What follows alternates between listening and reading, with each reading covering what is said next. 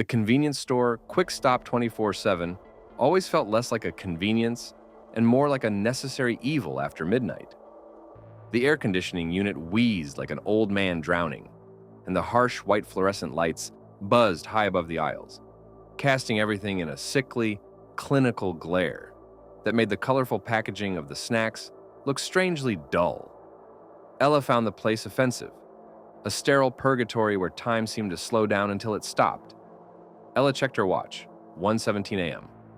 She worked the late shift at the diner across town, scrubbing grease traps and stacking damp chairs, and this stop was her one meager reprieve, a cold soda and a bag of salty chips to fuel the final exhausted walk home.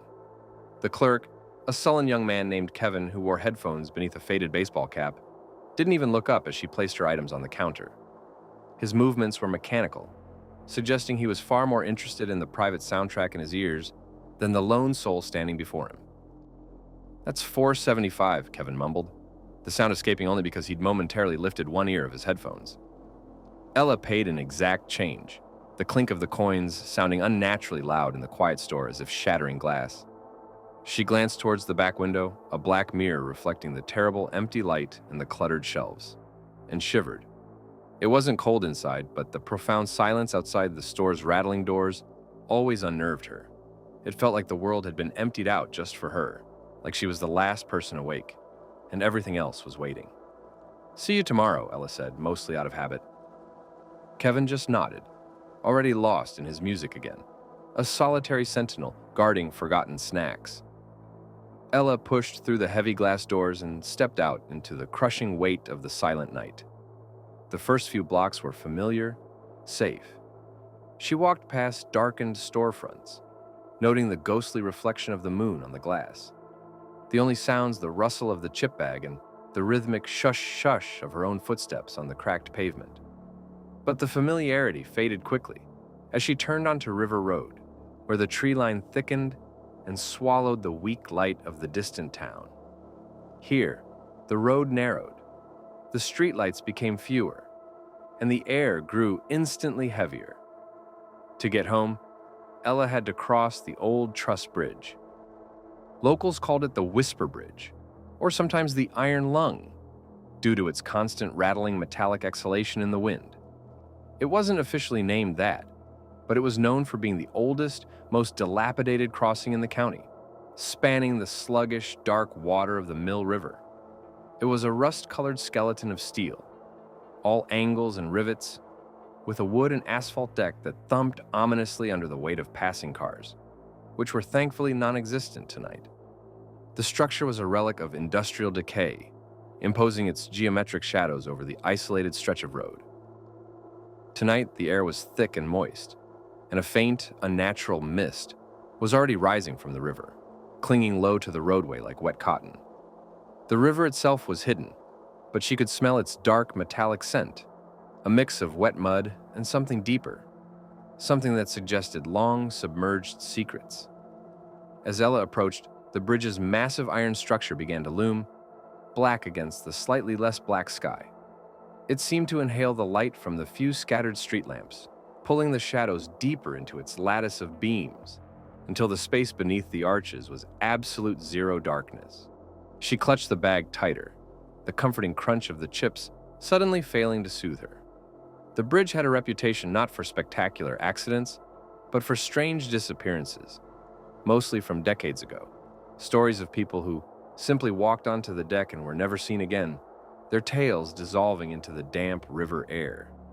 She dismissed them as small-town myths, but the closer she got, the heavier the hair felt on the back of her neck, a primal warning she couldn't ignore. Ella forced herself onto the bridge deck. She placed her feet deliberately, carefully, each step an effort of will. The hollow sound of her sneakers hitting the wooden deck was amplified by the steel framework, echoing back at her in irregular, disconcerting patterns. Every sound felt wrong, too loud, too sharp. She kept her eyes straight ahead, focused only on the distant streetlights on the far bank, trying to anchor herself to the world of the living. That's when she saw it. It wasn't a shadow, it had dimension. It wasn't mist, it had form. It was a figure positioned exactly on the middle section of the bridge, right where the highest arch of the truss met the road. The perfect, silent midpoint. It was an old woman. She was wearing a dress of faded, indeterminate gray. It seemed to absorb the light, making the fabric appear simultaneously heavy and insubstantial. She wasn't moving. She wasn't looking around. She was simply facing the river, her back to Ella, completely still. She stood as if sculpted from ash, an insult to the flowing movement of the mist around her. A pedestrian, Ella thought, a desperate wave of relief washing over her. Just someone walking, taking a long night walk. But, as Ella drew closer, the details refused to align with reality. The woman was unnaturally still. Her posture was unnervingly rigid, like a wooden doll or a mannequin left out in the weather. And then there was her hair. It was a shock of white, thin, and stringy, hanging down past her shoulders. Yet it wasn't moving at all, despite the damp night air that should have stirred it. It hung straight down, completely lifeless, a frozen curtain. Ella slowed to a near stop, her heart pounding against her ribs like a trapped bird trying to escape a cage. The comforting rationale of just a walker crumbled. She considered turning around, backtracking the half-mile to the store, but the thought of running away felt like an acknowledgement of the supernatural, making the isolation unbearable. She swallowed hard, tasting bile and fear, and decided to quicken her pace, forcing herself to cross, pretending she hadn't seen anything out of the ordinary. As she passed the first support pillar of the midspan, the woman's head began to move. It wasn't a natural turn. It was a slow, deliberate rotation, like a rusted mechanism grinding in the dark. It didn't lift or lower. It just slowly spun, independent of her shoulders, until her face, held perfectly horizontal, was aimed directly at Ella. The woman's face was ancient, a roadmap of deep wrinkles and sorrow that had been etched deeper than human age allowed. But it wasn't the wrinkles that chilled Ella to the core. It was the eyes. They were large, deep-set, milky white, and completely devoid of pupils or iris, giving her the horrifying impression that the woman was looking through her, into the hollow space behind her mind, not at her. They were the eyes of something blind, yet all-seeing. A sound, faint and dry as dead leaves skittering across concrete, drifted toward Ella. It was a whisper, not wind, not the rhythmic lapping of the river below, but a sound that seemed to originate from a place deeper than the physical world, vibrating only inside her skull. Ella. Ella froze, every nerve ending screaming. The voice was breathy and grating, the sound of bone on stone, and it knew her name. How could it know her name? She tried to scream, but her throat seized up. She tried to run, but her legs were leaden, rooted to the spot by sheer, overwhelming terror. She watched in paralyzing terror as the old woman's arms slowly began to rise from her sides, extending outwards towards the road, beckoning. Her movements were jerky and segmenting, like an old stop-motion film. A pause, a twitch, another slow, agonizing move forward, each fraction of an inch an eternity. The woman was crossing the road, but she wasn't walking. She was gliding. Her bare feet, which Ella could now see, were a grayish white and appeared cold to the touch, never left the surface of the asphalt. They simply slid, effortlessly and silently, gathering speed as they drifted towards her. "Come here, Ella. It's cold on the river. Stay with me."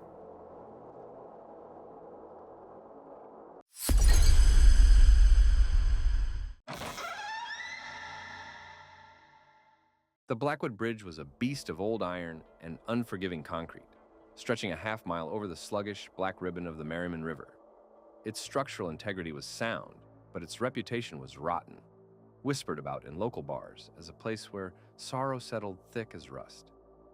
Paul had taken the night guard shift 6 months ago, drawn by the easy money and the promise of solitude. He hadn't counted on the profound, oppressive silence that swallowed sound and amplified dread, or the way the vast, empty space seemed to drain the warmth right out of the universe. Tonight was worse. It was the kind of cold that seemed to stick to your bones, a damp, penetrating chill that no amount of wool could truly repel. The fog had rolled in thick and white, smelling faintly of river mud and metal, clinging to the railings like frozen lace. Paul was halfway through his 2 a.m. perimeter check. His flashlight beam was a weak, trembling sword, slicing through the mist, illuminating only a few yards of the wet asphalt ahead. It began subtly, as these things always do, with a careful test of his sanity. As he passed the massive central support pillar, he heard a sound that didn't belong, a faint, low whistling. It wasn't the ragged howl of the wind. It was too steady, too rhythmic, almost cheerful, like a child humming a tune while sitting alone in a sunlit room. Paul stopped, freezing the beam of light on the oily water far below. He stood still for a full minute, listening, hearing only the distant, lazy lap of the river against the concrete pilings. Rats. It's just the wind finding a flaw, hitting a loose strut, he rationalized, adjusting the heavy collar of his uniform jacket. The bridge was old, it groaned, but logic felt flimsy here, like a wet paper shield. He took 3 more steps, and the whistling stopped, instantly and completely, as though a mouth had suddenly clamped shut. A shiver, colder than the air, traced its way down his spine. He resumed walking, trying to enforce his routine, his only defense against the overwhelming isolation and the growing certainty that something was listening. He reached the maintenance shed near the midpoint, a small, corrugated iron box where he was supposed to log the patrol. He fumbled with the key, his hand suddenly clumsy with cold and rising panic. He had to insert the key 3 times before it finally caught, and when he forced the door open, the sight and sound inside punched the air from his lungs. The small, battery-powered radio, which he always left on the metal shelf above the logbook, was sitting directly in the center of the dusty wooden floor. It was tuned to pure, searing static, but the volume knob, which he always kept at 0, was cranked up to its maximum, filling the confined space with a tearing, electric scream that vibrated in his sinuses. It was a physical assault, a wave of noise that seemed designed to shred the inner workings of his mind.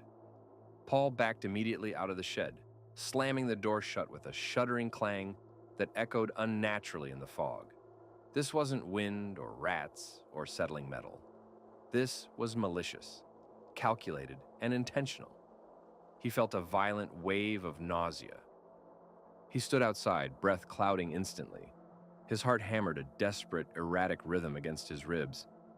The cold reality that he wasn't alone, that something intelligent was actively watching and manipulating him, began to claw at his hard-won composure.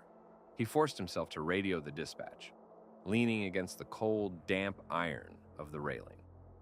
Sector 3 bridge, I have a minor equipment malfunction. Radio went off.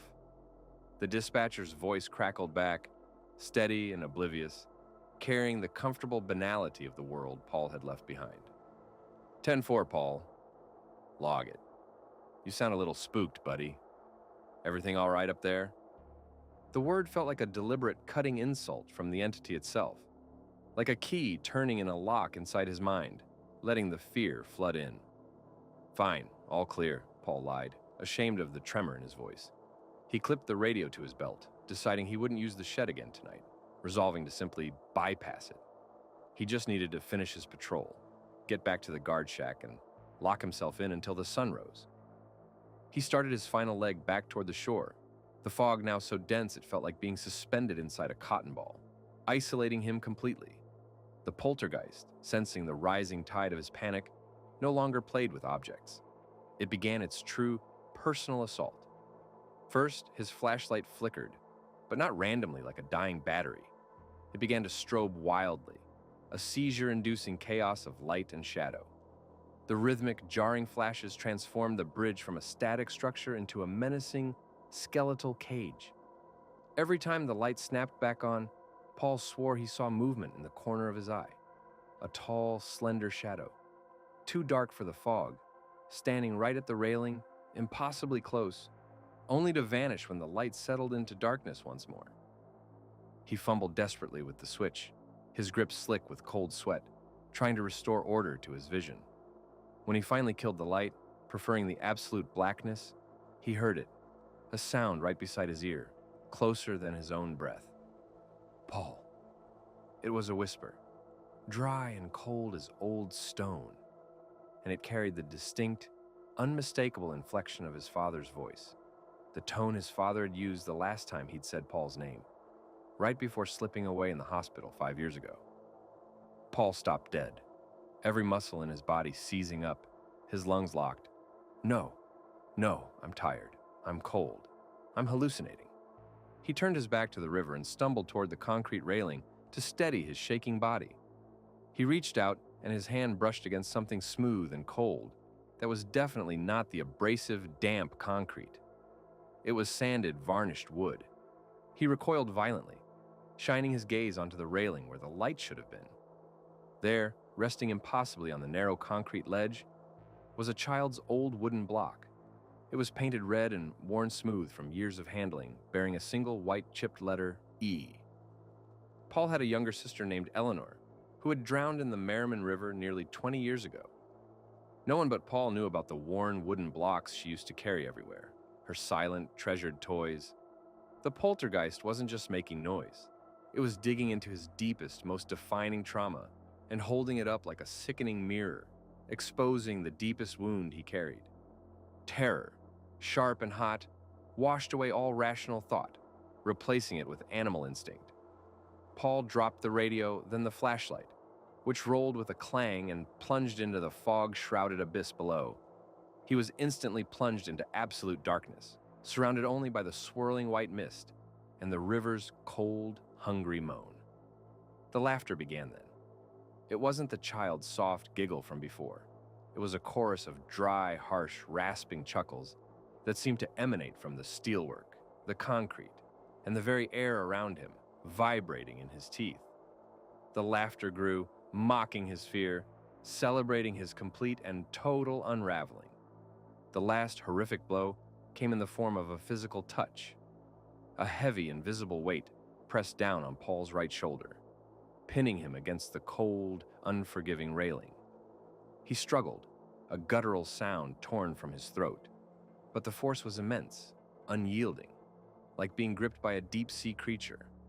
A voice now amplified, no longer a whisper, but a resonant, echoing baritone that seemed to belong to the bridge itself, spoke right into his ear, its breath impossibly frigid. "We waited for you, Paul, just like we waited for Eleanor. Your fear is delicious, and the bridge is hungry." In a final, desperate act of defiance, fueled by pure, blinding adrenaline, Paul shoved himself forward, away from the crushing, invisible weight, stumbling free. He didn't look back to see what held him. He didn't think about his radio, his flashlight, or his job. He didn't think at all. He ran.